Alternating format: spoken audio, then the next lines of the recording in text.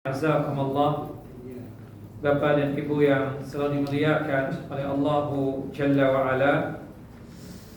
Alhamdulillah, pada kesempatan kali ini kita bisa bersua dan berjumpa di tempat yang mulia ini, fi baiti min buyutillah, di rumah Allah, di antara rumah-rumah Allah Jalla wa'ala yang ada di muka bumi ini, untuk tujuan ta'ammuk dan tafaqquh fid din, untuk tujuan berdalam din Allah dan agama Allah Jalla wa'ala. Dan ini adalah satu kenikmatan yang sangat luar biasa yang kita dapatkan. Tidak semua muslimin, tidak semua muslimat mendapatkan nikmat sebagaimana yang kita dapatkan pada kesempatan kali ini. Doa kita dan harapan kita kepada Allah Jalla wa'ala, semoga apa yang kita lakukan ini terhitung sebagai amal saleh kita dan terhitung sebagai mizan hasanat kita, timbangan amal kebajikan kita ketika kelak terjadinya pengadilan Allah Jalla wa'ala di padang mahsyar. Amin. Doa kita dan harapan kita kepada Allah Jalla Jalaluh, semoga apa yang kita lakukan ini sebagai caranya Allah Jalla wa'ala untuk menjatuhkan ridha dan rahmatnya atas kita semua, sehingga kita semua dimasukkan ke dalam jannah dan surganya Allah Jalla wa'ala tanpa ada hisab. Amin. Amin ya rabbal alamin. Salawat dan salam selalu tercurah kepada Nabi kita Muhammad sallallahu alaihi wasallam, Nabi yang telah menyampaikan amanah Allah, Nabi yang telah mengajarkan kepada kita tentang iman dan Islam, sehingga kita bisa merasakan manisnya keimanan dan lezatnya keislaman. Bapak Ibu yang dimuliakan oleh Allah Jalla Jalaluh, insyaallah pada malam hari ini kita berbicara tentang masalah asyirkul asghar, syirik kecil. Syirik besar, ya, syirik itu ada dua. Ada syirkul akbar, syirik besar. Ada asyirkul asghar, syirik kecil. Perbedaannya antara syirik besar dengan syirik kecil itu ada 4. Yang pertama, asyirkul akbar yukhriju minal Islam.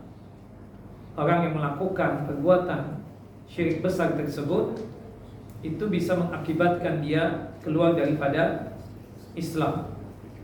Contohnya, seseorang yang suka datang ke dukun, peramal, paranormal, itu syirik besar. Atau orang yang suka datang ke kuburan, mencari wangsit, bertawassul dengan ahli kubur, berdoa dengan ahli kubur, itu syirik besar.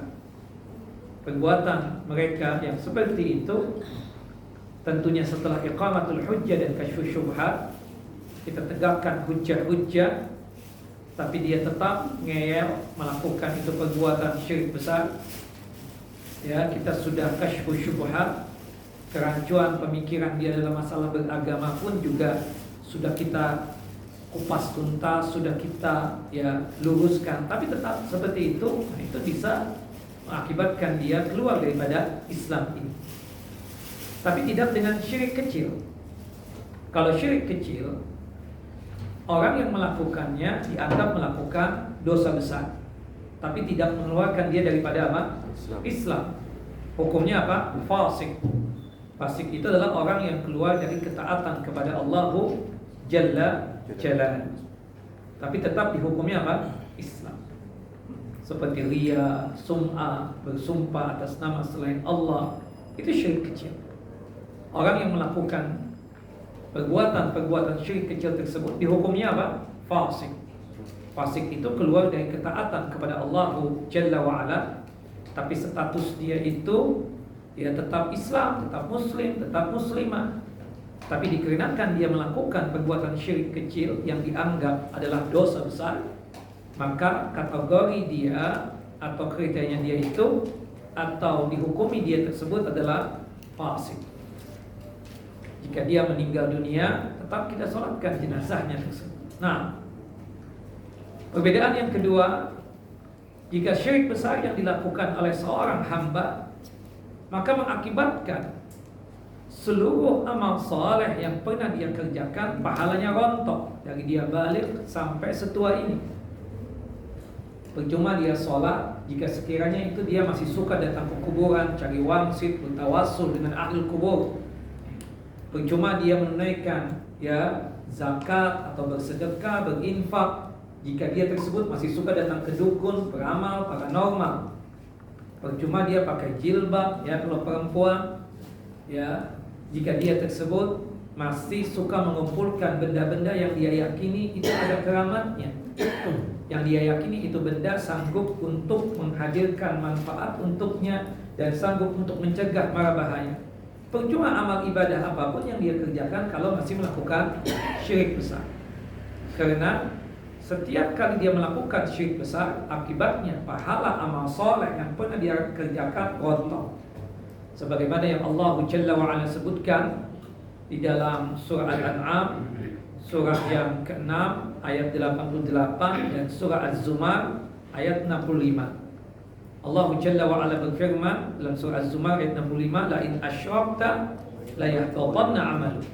Sedikit saja engkau melakukan syirik besar, maka akibatnya apa? Rontok seluruh amal soleh yang pernah dikerjakan. Tapi tidak dengan syirik kecil. Kalau syirik kecil yang rontok pahalanya sebatas amalan yang disisipkan oleh syirik kecil tadi. Misalnya kita qobliyah maghrib ikhlas karena Allah, insya Allah qobliyah maghribnya diterima oleh Allah Jalla wa Ala. Tapi ternyata ketika dia melaksanakan salat maghribnya dia riya, maka yang jatuh, yang rontok, yang gugur pahala amalannya cuma sebatas apa? Salat maghrib saja. Nah, itu perbedaannya. Tapi kalau syirik besar, itu seluruh amal soleh, mau sholat, mau puasa, mau zakat, mau haji, mau kurban, sedikit saja melakukan syirik besar, rontok seluruh pahala amal soleh. Tapi kalau syirik kecil, cuma sebatas ya amalan yang disisipkan dengan syirik kecil tadi itu. Nah itu di dunia. Perbedaan yang ketiga dan keempat itu berkaitan dengan akhirat. Jika sekiranya seseorang meninggal dunia membawa syirik besar, maka akibatnya apa? Ya, dosa syirik besarnya tersebut tidak diampuni oleh Allah Jalla wa Ala. Itu yang disebut dengan syirik yang tidak diampuni, yaitu syirik besar yang dibawa mati. Meninggal dunia belum sempat untuk bertaubat. Dari sukanya dia datang ke dukun, peramal atau paranormal. Meninggal dunia belum sempat untuk bertaubat. Dari sukanya dia tersebut mengumpulkan benda-benda yang diyakini ada keramatnya. Meninggal dunia belum sempat untuk bertaubat. Dari sukanya dia tersebut datang ke dukun, peramal, paranormal, percaya dengan pawang dan seterusnya. Meninggal dunia masih membawa syirik besar dan belum sempat untuk bertaubat. Inilah yang disebut dengan syirik yang tidak diampuni, syirik besar yang dibawa mati. Tidak dengan syirik kecil. Jika ada seseorang meninggal dunia membawa syirik kecil, maka ya yang berkaitan tentang masalah syirik kecil yang dibawa mati tersebut itu kita katakan tahta masyiatillah. Dihukumi apa? Tahta masyiatillah, di bawah kehendak Allah Jalla wa Ala. Statusnya itu sama dengan dosa-dosa besar yang lainnya, seperti zina, minum khamar, kerok alis, potong bulu mata, sulam bibir, sulam alis, berjudi dan seterusnya. Meninggal dunia misalnya masih membawa dosa riya, sum'ah. Meninggal dunia belum sempat untuk bertaubat, dari sukanya dia bersumpah atas nama selain Allah. Maka kita menghukumi dia di akhirat tersebut apa hukumnya? Tahta masyiatillah, di bawah kehendak Allah. Insya'a adzabahu, jika Allah Jalla wa Ala berkehendak bisa saja Allah siksa dia, Allah mampirkan dia ke dalam siksa api neraka. Tapi wa insya'a ghafaralah, jika Allah Jalla wa Ala berkehendak bisa saja Allah Jalla wa Ala mengampuni dosa riyanya, sum'ahnya dan dosa syirik kecilnya tadi. Nah, itu perbedaan yang ketiga. Jadi perbedaan yang ketiga ini, jika syirik besar yang dibawa mati, apa hukumnya? Tidak diampuni dosanya, yaitu syirik besar tadi. Tapi kalau syirik kecil yang dibawa mati, maka hukumnya apa? Tahta masyiatillah. Artinya apa? Di bawah kehendak Allah. Yang keempat, Perbedaan antara syirik besar dengan syirik kecil, jika syirik besar yang dibawa mati, maka mengakibatkan dia tersebut kekal abadi di dalam neraka selama-lamanya. Tidak ada yang sanggup untuk menolongnya. Nah, berkaitan dengan dalil, maaf, sebelum kita yang keempat, dalil tentang syirik besar yang dibawa mati tidak diampuni, itu firman Allah Jalla wa'ala dalam surah An-Nisa, surah yang keempat. Dua kali Allah menyebutkan ayat 48 dan ayat 116. Innallaha la yaghfiru an yushraka bihi wa yaghfiru ma duna dzalika liman yasha. Sesungguhnya Allah tidak mengampuni dosa syirik dan mengampuni dosa selain syirik. Maksudnya syirik di sini syirik apa? Syirik besar yang dibawa mati. Kalau sebelum meninggal dunia dia bertaubat taubatan nasuha, ada harapan diampuni tidak? Ada. Allah Jalla wa Ala menyatakan dalam surah Az-Zumar ayat 53. Ya ibadiyalladzina asrafu ala anfusihim la taqnutu min rahmatillah fa innallaha yaghfiru dzunuba jami'a. Wahai orang-orang yang berlumurkan dengan dosa termasuk syirik, janganlah kalian berputus asa dari rahmat Allah, janganlah kalian berputus asa dari ampunan Allah. Sesungguhnya Allah Jalla wa'ala mengampuni dosa seluruhnya. Artinya orang yang pernah berbuat syirik kemudian sebelum meninggal dunia meminta ampun kepada Allah Jalla wa'ala, insyaallah biiznillah dosa syirik besarnya tersebut diampuni oleh Allah Jalla Jalaluhu. Kata Nabi kita Muhammad sallallahu alaihi wasallam dalam hadis yang sahih, innallaha yaqbal taubatal abdi ma lam yughayyir. Sesungguhnya Allah Jalla wa'ala selalu menerima taubatnya seorang hamba selama ruh masih di kandung badan. Nah, itu berkaitan dengan syirik besar. Perbedaan antara syirik besar dengan syirik kecil yang ketiga. Yang keempatnya itu, jika syirik besar yang dibawa mati, maka akibatnya apa? Dia masuk neraka, kekal abadi di dalamnya. Tidak ada yang sanggup untuk menolongnya selama-lamanya dalam neraka. Meninggal dunia belum sempat untuk bertaubat, dari sukanya dia datang ke kuburan, cari wangsit, bertawasul dengan ahli kubur, berdoa dengan ahli kubur. Meninggal dunia belum sempat untuk bertaubat, dari sukanya dia tersebut datang ke dukun, peramal paranormal. Meninggal dunia dalam kondisi membawa syirik besar, maka dipastikan tempatnya adalah siksa api neraka, kekal abadi di dalamnya selama-lamanya. Sebagaimana yang Allah Jalla wa'ala firmankan dalam surah Al-Maidah surah yang kelima ayat 72. Innahu may yusyrik billahi faqad harramallahu alaihil jannah wa ma'wahum nar wa ma lidh-dhalimin min ansar. Barang siapa yang meninggal dunia dan dia membawa syirik besar, maka Allah mengharamkan surga untuknya dan tempatnya adalah siksa api neraka, kekal abadi di dalamnya selama-lamanya, dan tidak ada yang sanggup untuk menolongnya. Tapi tidak dengan syirik kecil. Jika syirik kecil, kalau toh dia masuk neraka, tidak kekal abadi, masih ada harapan untuk dikeluarkan dari neraka tersebut hingga dia dimasukkan ke dalam jannah dan surganya Allahu Jalla Jalaluhu. Jelas ikhwan, akhwat, bapak ibu, jelas perbedaan antara syirik besar dengan syirik kecil. Insyaallah. Nah, kita bahas ini syirik kecil. Apa sih yang disebut dengan syirik kecil itu? Kata para ulama, kullu wasilatin wa dari'atin tusilu ila syirkil akbar. Segala sarana atau segala jalan yang menuju kepada syirik besar, baik itu berkaitan tentang masalah niat ataupun ucapan ataupun berkaitan dengan perbuatan. Karena memang syirik kecil itu terbagi menjadi dua. Sebabnya syirik kecil itu bisa terbagi menjadi tiga. Pertama ada syirkul asghar yang berkaitan dengan al-qalbiyah, dengan hati. Seperti masalah riya, sum'ah. Itu kan munculnya di mana? Di hati. Ada juga syirik kecil yang munculnya itu dari ucapan. Seperti apa? Ya, bersumpah atas nama selain Allah Jalla wa'ala. Termasuk juga ada syirik kecil yang berkaitan dengan fisik seseorang, yaitu seperti misalnya dia melakukan ibadah sholat tapi niatannya untuk mendapatkan dunia, atau melaksanakan ibadah siam tapi niatan dia tersebut untuk mendapatkan dunia, atau berkaitan dengan ibadah haji, umrah dan seterusnya. Nah, tapi niatan untuk mendapatkan dunia.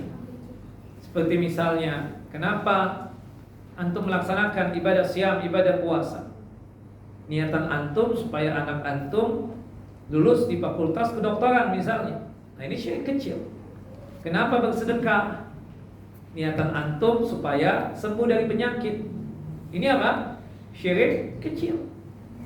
Nah, kemudian allati lam tablugh ratabatul ibadah, tapi belum sampai kepada tingkatan ibadah kepada Allah Jalla wa Ala, atau tidak sampai pada tingkatan itu penyembahan, tidak sampai kepada tahapan penyembahan. Jadi segala sarana, segala jalan yang menuju kepada syirik besar, baik dari hati ataupun ucapan ataupun dari perbuatan, itu semua adalah syirik kecil selama tidak sampai kepada tingkatan peribadahan.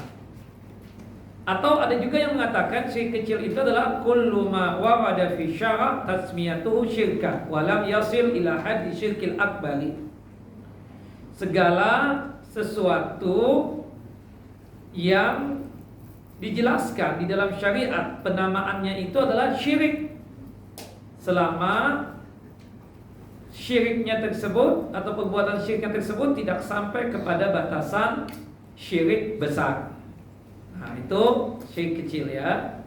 Nah, syirik kecil ini kalau kita melihat pembagiannya lagi, kalau pembagian dari sumber perbuatan syirik kecil itu kan 3 tadi. Bisa dari hati, bisa dari lisan, bisa juga dari perbuatan. Nah, kalau kita melihat lagi untuk syirik kecil ini, kalau dari sudut pandang nampak atau tidak nampak, itu terbagi menjadi 2. Ada syirkun zahir, syirik kecil yang nampak. Ada syirkul khafi, syirik kecil yang tidak nampak. Nah, adapun syirik kecil yang nampak itu ada 2 macam. Alfa, ucapan, seperti bersumpah atas nama selain Allah, demi ibuku, demi bapakku, demi Ka'bah, demi Nabi Muhammad SAW. Ini ucapan. Ada juga yang berkaitan dengan af'al, perbuatan.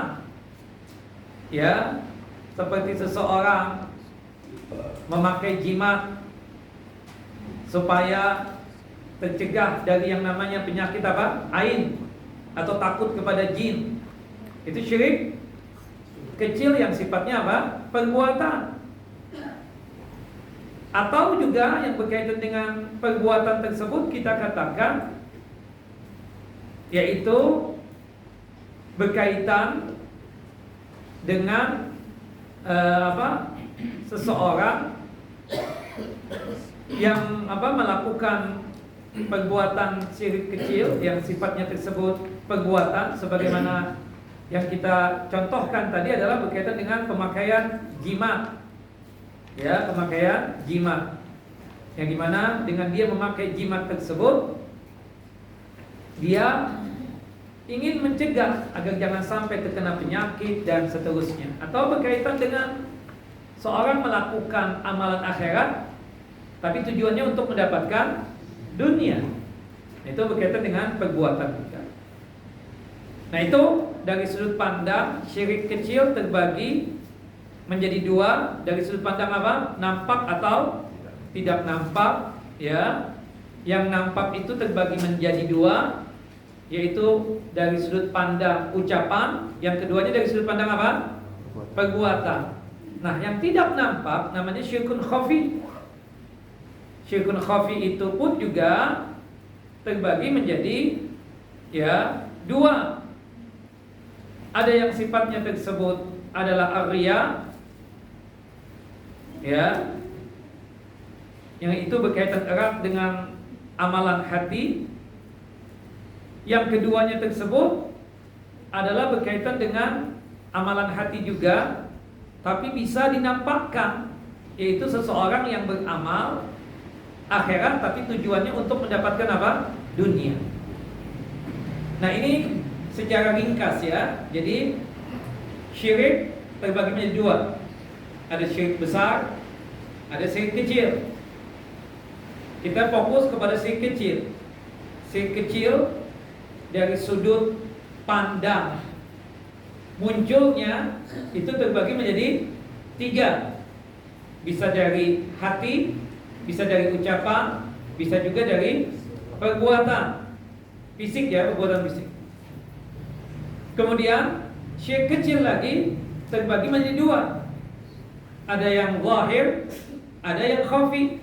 Ada syirik kecil yang nampak, ada syirik kecil yang tidak nampak.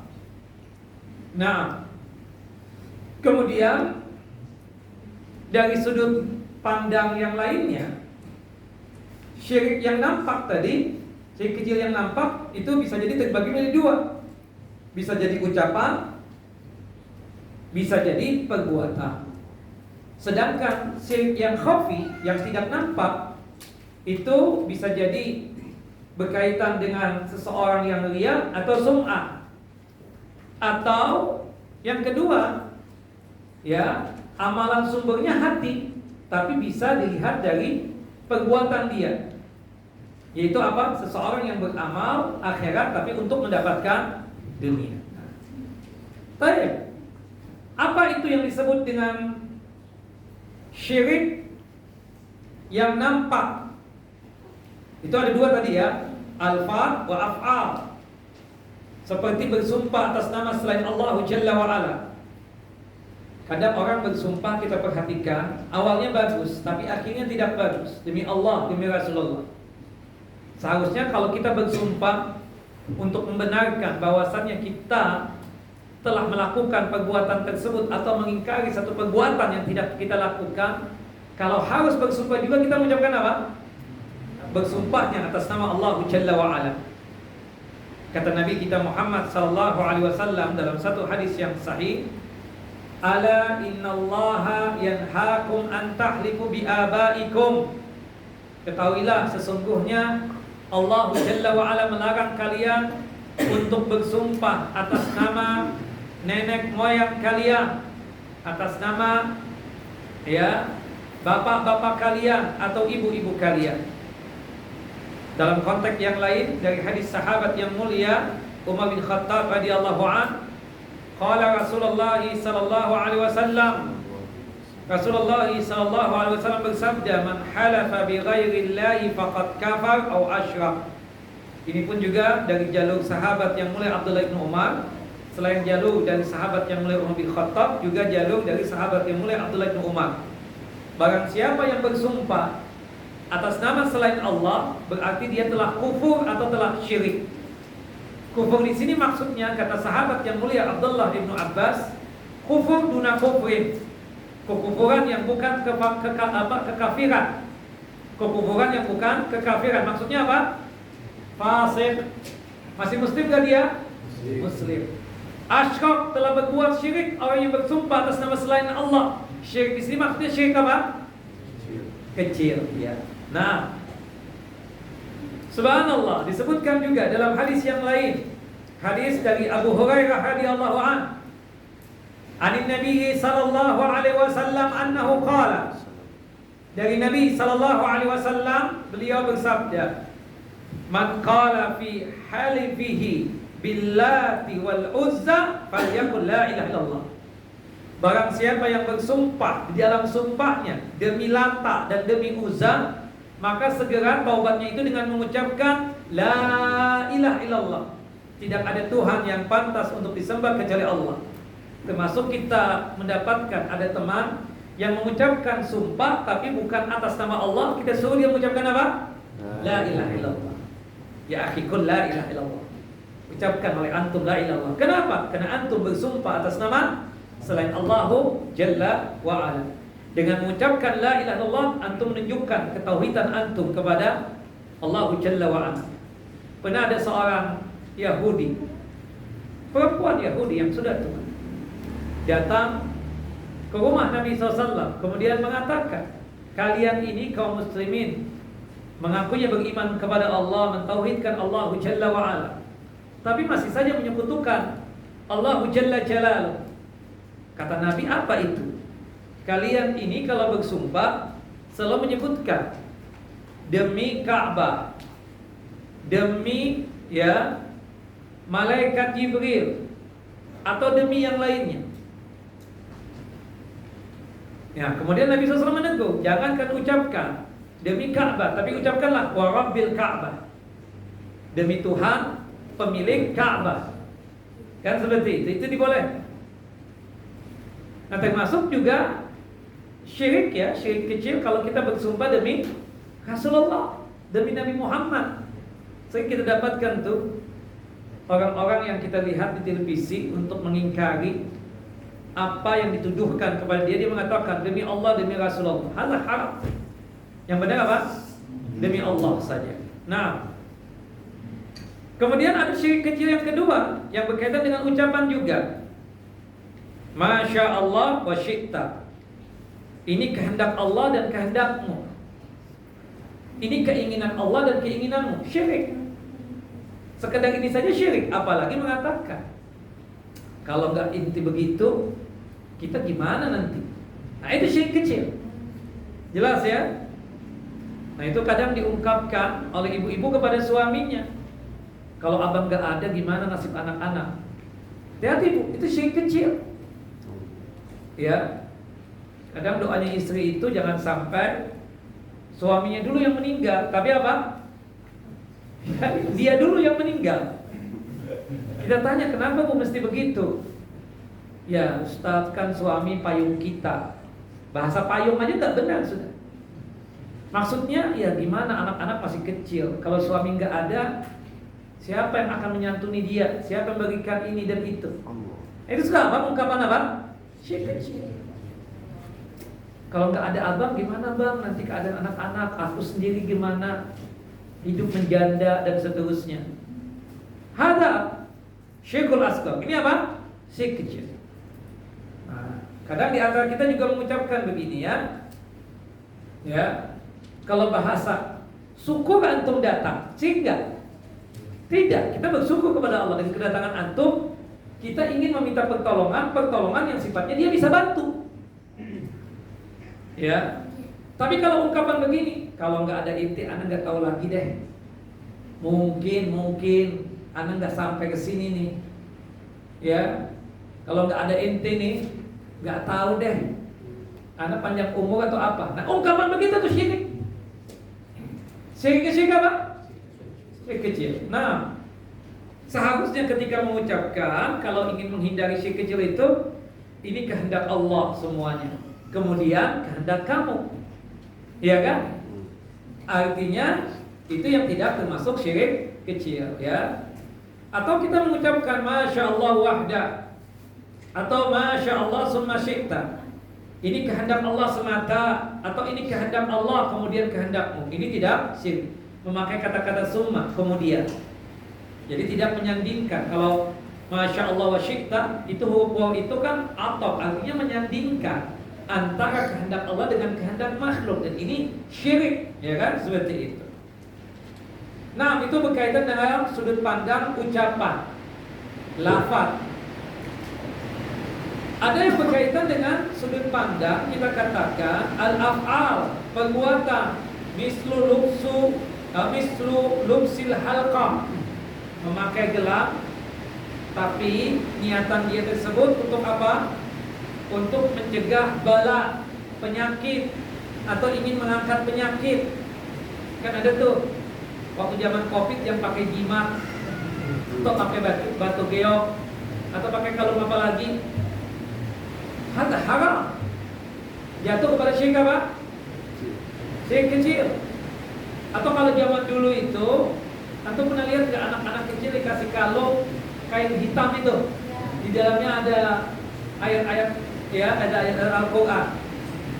Itu pun juga apa? Syirik kecil. Ta'liqut tamarini khaufan minal aini wal jin. Ya, dia memakai jimat-jimat dikarenakan takut dari penyakit ain, mata panas, atau takut kepada jin.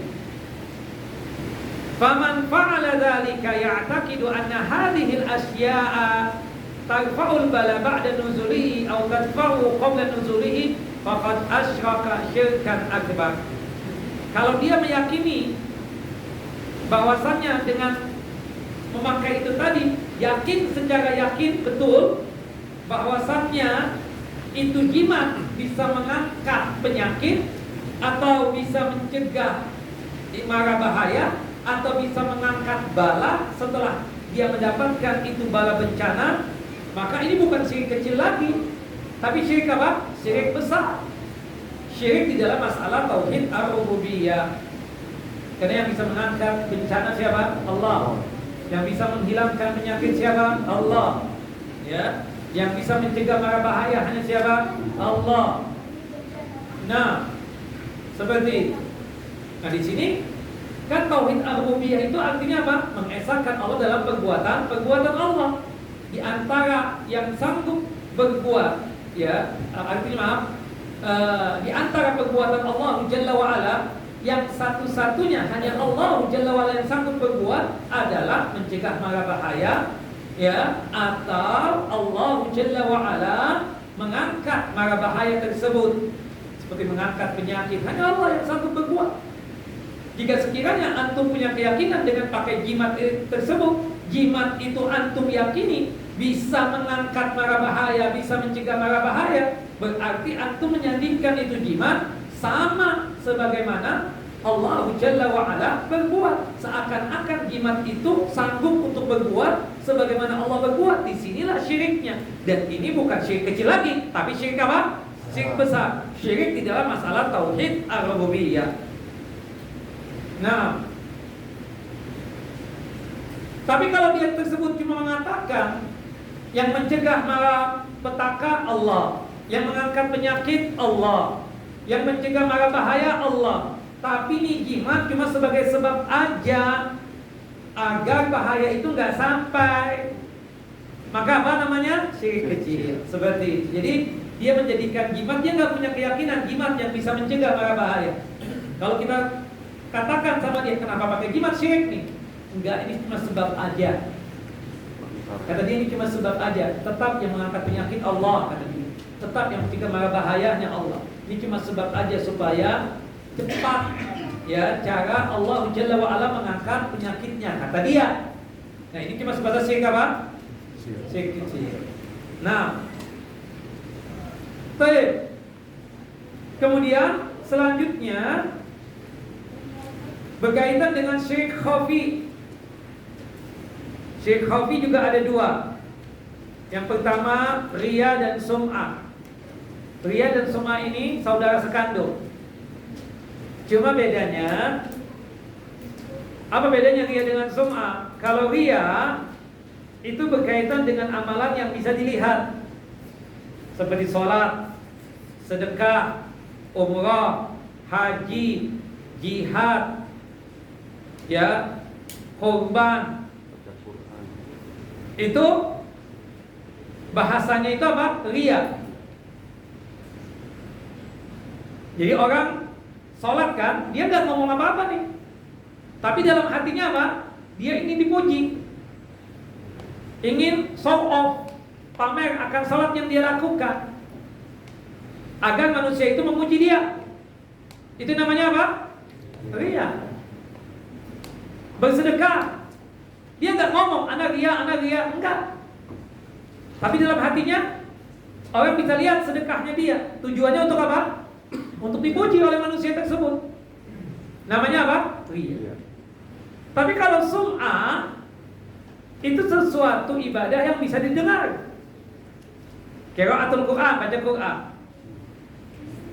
Ya kan, termasuk jadi imam sholat. Kan bisa didengar. Dia perbagus suaranya. Tujuan dia untuk apa? Untuk dipuji. Namanya ria atau sum'ah? Sum'ah. Kalau berkaitan dengan pembacaan Al-Qur'annya. Tapi kalau sholatnya ria. Atau mengasihkan nasihat. Niatan ngisi kajian supaya orang yang mendengar itu memuji dia. Bagus Ustaz, mantap. Isinya daging semua tadi Ustaz. Jangan ngomong begitu deh. Hadza min fadli Rabbi. Bahasanya begitu. Tapi dalam hatinya benar. Anda memang begitu. Nah, itu berarti apa? Sum'ah. Kan begitu. Ustaz, kalau di belakang antum di sholat jadi imam sholat, anak kayak di Mekah. Padahal cuma di musola doang. Nah, ini apa? Sum'ah. Dia perbaguslah suaranya, seperti syekh ini, seperti imam ini, dan seterusnya. Karena dia yakin dia akan dipuji nanti. Ini namanya sum'ah. Atau berkaitan dengan zikir, kan suara juga. Niatan dia berzikir, apalagi dengan kencang dan keras untuk dipuji. Mantap zikirnya. Subhanallah, ingin dipuji. Itu namanya apa? Sum'ah. Nah, wa yadkhulu bidzalika tahaddusul insan an a'malihi wa ikhbarihi biha. Termasuk sum'ah juga ceritanya dia tentang amalan yang dia kerjakan. Inti tahu enggak? Itu masjid yang di depan, itu ada yang bangun. Pernah enggak antum dengar omongan itu? Kalau niatan dia itu untuk dipuji, oh Masya Allah Pak ya, Bapak Masya Allah ini anak baru tahu masjid yang depan itu. Tiga-tiganya Pak, yang besar, yang kecil sih anak-anak nggak bangun. Niatan dia untuk dipuji, kita bilang Masya Allah, Subhanallah ya kan? Kau mantap, Bapak mantap. Kapan lagi Pak bangun masjid? Kalau misalnya bangun masjid kabarin kita ya. Ini kebetulan ada tanah kosong di sini. Nah, ini apa? Ya, sum'ah. Ceramah isinya tentang dia. Saya dulu, kalau Bapak tahu ya, saya sekolah begini, begitu. Kemudian dia cerita, Bapak kalah sama saya. Saya sudah 4 Pak. Setiap keundangan saya ajak semua 4-4-nya. Saya tenteng semuanya. Mau ngapain? Dia cerita begitu. Untuk apa? Antum ngomong apa sama kita yang ngomong begitu? Mantap. Saya puji kan? Subhanallah. Itu namanya apa? Sum'ah. Itu bukan sesuatu yang perlu untuk dibangga-banggakan kan? Antum 2, 3, 4 itu bukan sesuatu yang dibangga-banggakan. Itu hak pribadi masing-masing. Gak perlu juga menunjukkan, anak Ustaz, alhamdulillah udah 4 Ustaz. Itu kapan Ustaz? Allahu Akbar. Ngapain antum menyampaikan begitu? Mau manas-manasin anak? Kan begitu. Ya itu yang kadang gak tepat ya, kadang seperti itu. Nauzubillah. Jelas ya? Jelas. Baik. Hati-hati dia lihat, hati-hati betul ya. Kemudian ada yang berkaitan dengan khofi juga nih. Ini subhanallah, penyakit ria sum'ah itu kata Nabi ibarat semut hitam berada di atas batu yang hitam ya di malam yang gelap gulita. Subhanallah. Dikatakan di dalam hadis yang sahih ya, disebutkan akhrajahu Hakim dan juga oleh Al-Imam At-Tirmidzi ya, dan hadis ini disahihkan oleh Syekh Nasir Albani. Ada yang mengatakan ini ucapan dari sahabat yang mulia Abdullah bin Abbas. Ya, tapi ada hadis nih, hadisnya disahihkan oleh Syekh Nasir Albani dalam Sahih Al-Jami jilid yang ketiga pada nomor hadis 233. Ya, syirkul khafi asyirku fi hadhil ummah akhfa min dabibin namlah as-sauda 'ala safatin sauda'in fi zulumatil lail. Syirik ria itu adalah syirik khafi. Jadi kalau disebutkan syirik khafi itu syirik ria, sum'ah, itu kan tersembunyi semuanya.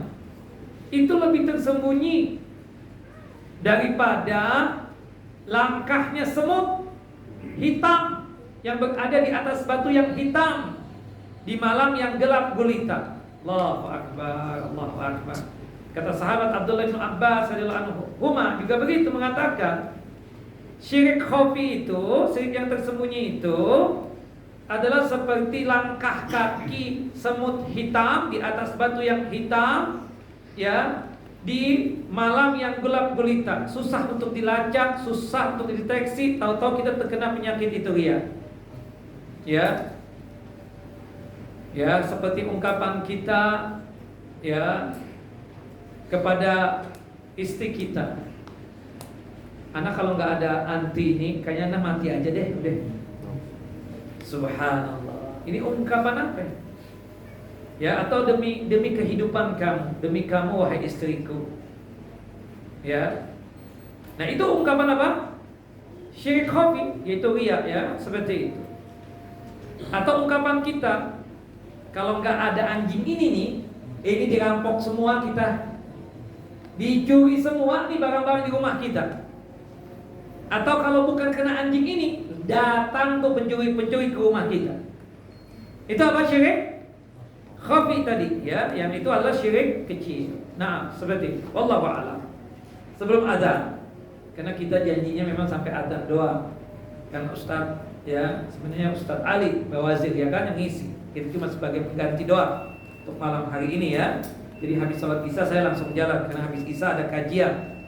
Sedikit berkaitan dengan masalah syirik khafi tadi, selain riya dan sum'ah, juga ada syirik yang dimana ini juga tersembunyi tapi bisa nampak, terlihat dari perbuatan kita, yaitu beramal akhirat untuk mendapatkan apa? Dunia. Sedekah. Ada sahib datang ke seorang ustaz, saat anak setiap kali melamar perempuan ditolak. Ditanya oleh ustaz, sudah berapa kali ditolak? Ada kali ustaz 101 kali misalnya. Ya sudah, antum sedekah. Kalau sedekah dimudahkan itu. Nah, itu kan niatan antum sedekah untuk apa? Supaya lamaran untuk perempuan yang ke-102 tadi supaya jangan ditolak lagi, diterima. Niatan antum bersedekah untuk supaya diterima lamarannya. Itu syirik apa? Syirik kecil, ya, seperti itu yang sifatnya khafi tadi. Atau bersedekah supaya sembuh dari Covid, kan banyak begitu. Sedekah. Ya, niatan dia untuk apa? Untuk sembuh dari penyakit. Atau umrah, berhaji. Kenapa harus memaksakan tahun ini juga berhaji meskipun dengan biaya yang lumayan mahal atau luar biasa mahalnya? Ustaz, anak udah 10 tahun Ustaz rumah tangga, anak belum dapat anak. Kali-kali dengan berhaji dapat anak. Nah, niatan dia awal sudah salah. Ini yang mengakibatkan syirik apa?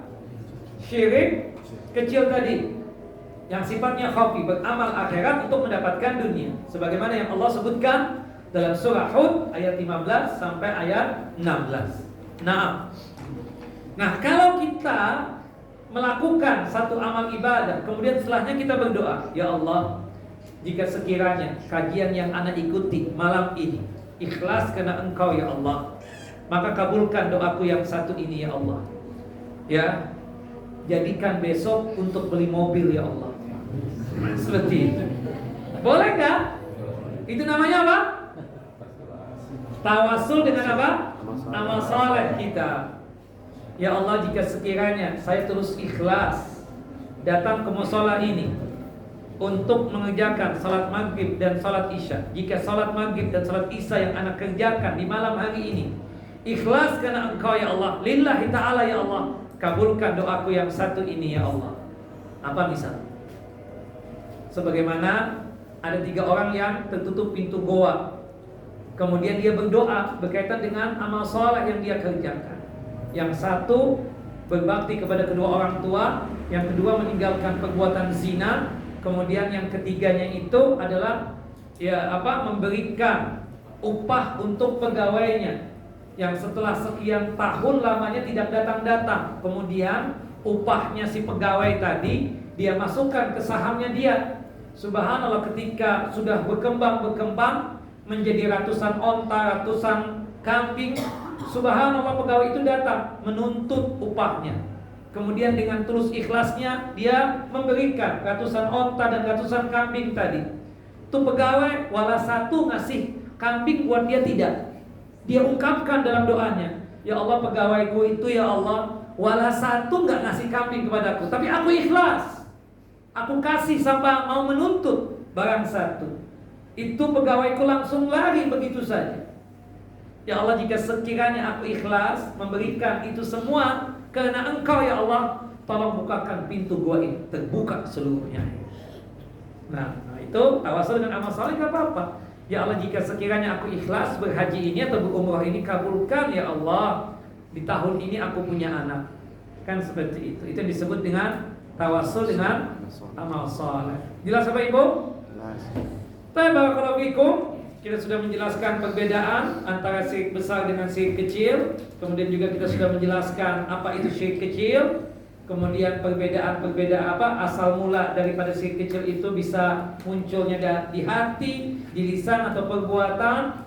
Kemudian syirik kecil itu secara umum terbagi menjadi dua. Ada syirik yang sifatnya zahir, ada yang sifatnya khafi, tidak nampak. Yang zahir terbagi menjadi dua, bisa ucapan, bisa perbuatan. Sedangkan yang khafi itu adalah riya dan sum'ah. Kemudian yang keduanya adalah seseorang yang beramal akhirat untuk mendapatkan dunia. Wassallallahu ala nabiyina Muhammad wa ala ali Muhammad kama shallaita ala Ibrahim wa ala ali Ibrahim innaka Hamidum Majid. Subhanakallahumma wa bihamdika asyhadu an la ilaha illa anta astaghfiruka wa atubu ilaik. Assalamualaikum warahmatullahi wabarakatuh. Waalaikumsalam.